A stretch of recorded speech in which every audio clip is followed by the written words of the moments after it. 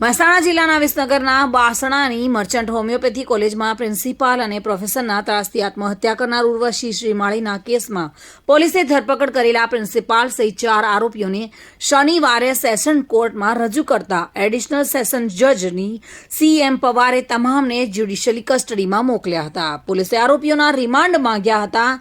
બહુચરાજીમાં રહેતા વકીલ પ્રવીણભાઈ શ્રીમાળીની 19 વર્ષીય દીકરી ઉર્વશીએ પ્રિન્સિપાલ અને પ્રોફેસરોના માનસિક ત્રાસને લઈને 28મી જાન્યુઆરીના રોજ બાસણા મર્ચન્ટ હોમિયોપેથી કોલેજની હોસ્ટેલમાં રૂમમાં ગળે ફાંસો ખાઈ આત્મહત્યા કરી હોવાના કેસમાં મહેસાણા તાલુકા પોલીસે પ્રિન્સિપાલ ડોક્ટર કૈલાશ જીંગા પાટીલ અને 4 પ્રોફેસરો સહિત 5 સામે દુષ્પ્રેરણનો ગુનો નોંધી શુક્રવારે 4 આરોપીઓની ધરપકડ કરી હતી. જ્યારે પ્રોફેસર વાયચંદ્ર બોઝ સામે કોઈ પુરાવા ન હોવાના કારણે પૂછપરછ કરીને ધરપકડ કરાઈ ન હોવાનું DYSP મિલાપ પટેલે જણાવ્યું હતું.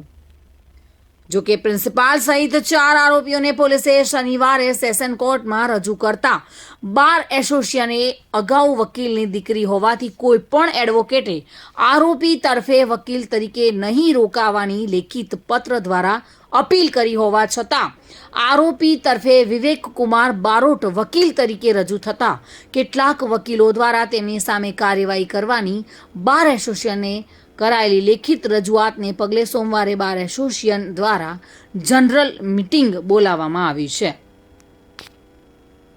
ભાવિન ભાવસાર સાથે bureau report, today Gujarati news.